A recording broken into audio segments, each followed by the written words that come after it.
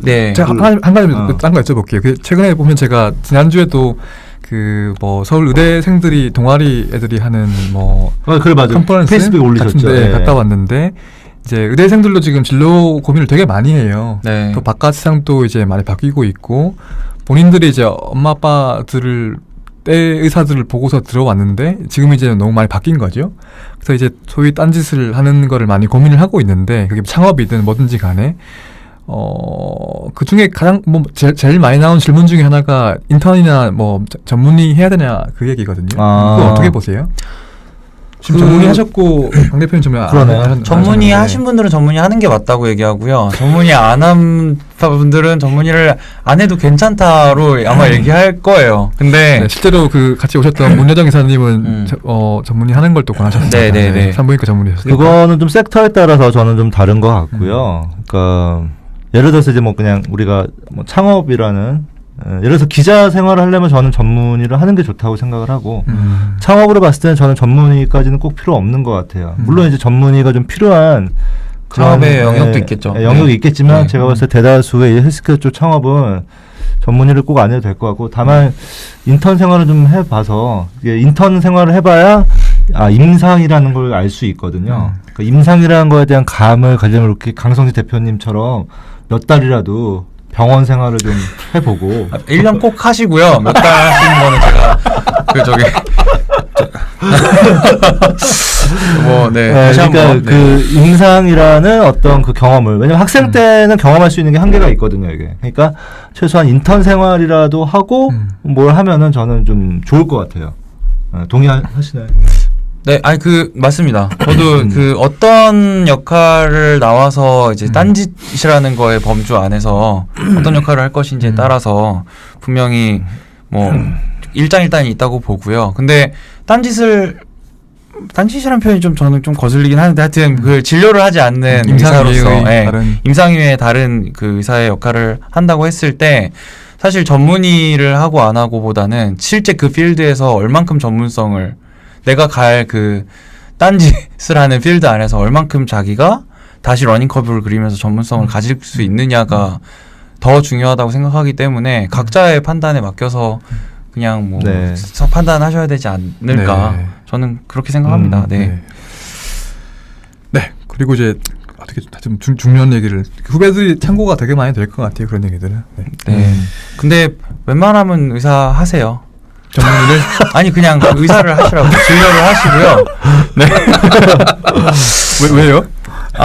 이게 사실 초기에는 저 밖에 나와서 진료 안 하고 다른 거 하는 거를 저는 제 성향에 맞아서 제가 재밌어서 더 잘 하는 것도 있는데 그냥 자꾸 이런 분위기를 만들다 보니까 좀 이렇게 관심 갖고 동경하면서 언급결에 좀 이렇게 해보겠다고 나오는 친구들도 생기더라고요. 근데 그렇게 나오는 친구들이 얼만큼의 의지로 사실 더 어려운 도전인데 자기의 의지를 꿋꿋이 세워가면서 갈 수 있을지 좀 의사보다 창업이 더 어렵다. 네, 걱정이 되고 사실 제가 의사 하라고 했음에도 불구하고 나오는 그런 친구들이 저는 정말 진짜라고 보기 때문에 그냥 공개적으로는 의사를 하시라고 저는 말씀드릴 거고 만약에 누군가가 이 조언을 듣고도 나오신다면 저나 신재원 선생님께서 많이 도와줄 거라고 저는 확신합니다.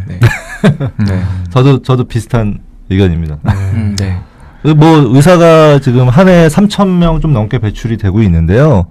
사실 이 분야로 몇백 명씩 들어올 필요는 없고, 사실 저는 항상 얘기하지만 이 창업 분야로 1%의 의사만 들어오면 된다. 1%. 나머지 99%는 진료나 다른 원래 하던 일을 하고 1%만 예를 들어서 한 30명. 30명 정도만 이런 예를 들어서 창업이나 어떤 다른 길로 가게 되면은 저는 괜찮다고 봐요. 몇 프로쯤 될까요? 그 의사 면허 따시는 분들 중에서 진료 안 하시고 다른 거 하시는 의사가 지금 10만 명이 넘거든요. 아마 딴짓하는 분이 제가 알기로 1% 안 됩니다. 1%도 안 되고요.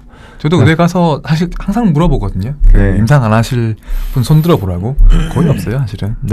그게 그리고 맞고 그게 맞는데 다만 이제 뭔가 좀 이렇게 좀 성격 자체가 좀 이렇게 안정적인 거를 좀 싫어하고 내가 의대를 잘못 왔나? 라는 의심이 막 끊임없이 든다. 하루 종일 이러면은. 이렇게 진료실에 엉덩이를 앉거나 뭐 수술실 하루 종일 있는 거 이런 거 좀 싫다. 네. 아, 정말 그거는 적성에 안 맞다는. 네. 안정적인 걸 싫어하면 보통 의대 안 갈 텐데. 네. 아 근데 이제 또 억지로 떠밀려서 온 경우가 맞습니다. 있어요. 네. 틀림없이 그렇기 네. 때문에 그런 분들은 이제 한번좀 고려해볼 만하다. 네. 네, 다만 이제 저는 준비를 좀 많이 하라고 이야기합니다. 네.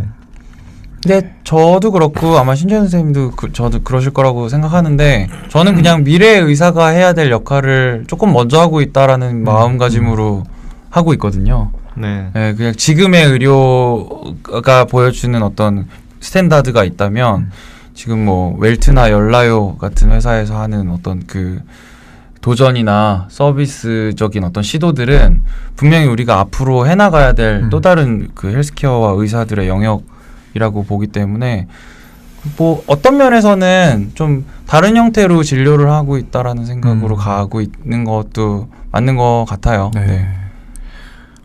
네. 멋집니다.